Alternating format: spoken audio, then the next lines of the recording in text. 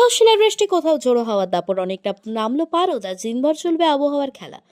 রবিবারও বৃষ্টি চলবে দক্ষিণবঙ্গে। পূর্ব এবং পশ্চিম বর্ধমান, বীরভূম, মুর্শিদাবাদ, পুরুলিয়া, ঝাড়গ্রাম, পূর্ব এবং পশ্চিম মেদিনীপুরে হালকা বৃষ্টির সম্ভাবনা রয়েছে। দ্য রয়্যাল বোরো চৈত্র মাসে বসন্তের মাঝেই ফের দাপট দেখাতে শুরু করে দিয়েছে বৃষ্টি। শুক্রবার সারা রাত্রে টানা বৃষ্টিতে ভিজে গেছে শহর থেকে জেলা। সকালে বেরিয়েই ভেজা রাস্তাঘাট আর ঠান্ডা আবহাওয়া স্পর্শ টের পেয়েছে মানুষজন। শনিবারও তার অন্যথা নয়। আজ আকাশে মেঘের প্রকৃতি, দিনভর বৃষ্টির সম্ভাবনা রয়েছে। কোথাও কোথাও দেখা দিতে পারে শিলাবৃষ্টি। উত্তর থেকে দক্ষিণ রাজ্য জুড়ে এই দিন আবহাওয়া অস্থির থাকার সম্ভাবনা। দক্ষিণবঙ্গ জুড়ে ঝড় বৃষ্টি এবং শিলাবৃষ্টির আশঙ্কা।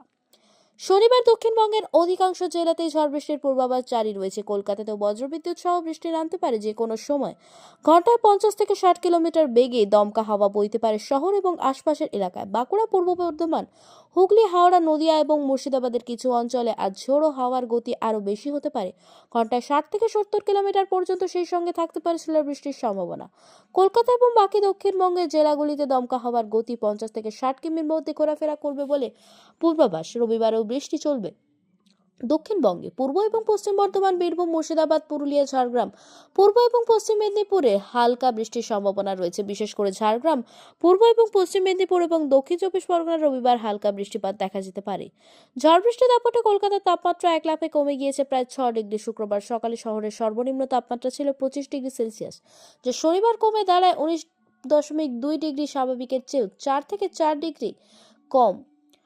আবহাওয়া দপ্তর জানাচ্ছে টানা দুদিন তাপমাত্রা কমে থাকার পর ফের 3 দিন 5 ডিগ্রি পর্যন্ত বাড়তে পারে পারদ। উত্তরবঙ্গে ভারী থেকে অতি ভারী বৃষ্টির সম্ভাবনা এবং উত্তরবঙ্গের আবহাওয়া বেশ খারাপ থাকবে।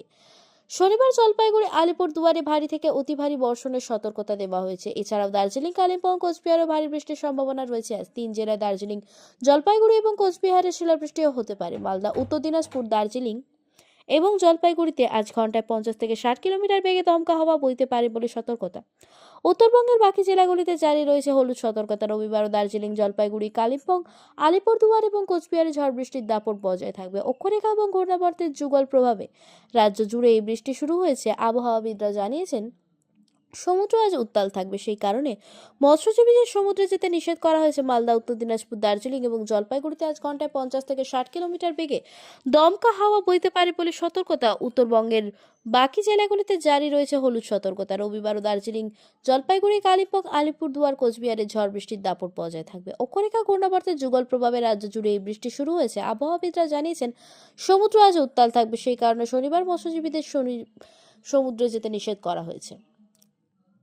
হাওয়া অফিসে রিপোর্ট অনুযায়ী উত্তর পশ্চিম মধ্যপ্রদেশ সংলগ্ন দক্ষিণ উত্তরপ্রদেশের ওপর একটি ঘূর্ণাবর্ত তৈরি হয়েছে। সেই ঘূর্ণাবর্ত থেকে একটি অক্ষরেখা মধ্যপ্রদেশ, উত্তরপ্রদেশ, ঝাড়খণ্ড, গাঙ্গেয়, পশ্চিমবঙ্গ এবং দক্ষিণ আসাম পেরিয়ে নাগাল্যান্ড পর্যন্ত প্রসারিত। সমুদ্রপৃষ্ঠ থেকে প্রায় 0.9 কিলোমিটার উচ্চতায় অবস্থান করা এই অক্ষরেখার প্রভাবে বঙ্গোপসাগর থেকে প্রচুর জলীয় বাষ্প স্থলভাগে ঢুকছে। ফলে সমগ্র রাজ্যে বৃষ্টির অনুকূল পরিবেশ তৈরি হয়েছে।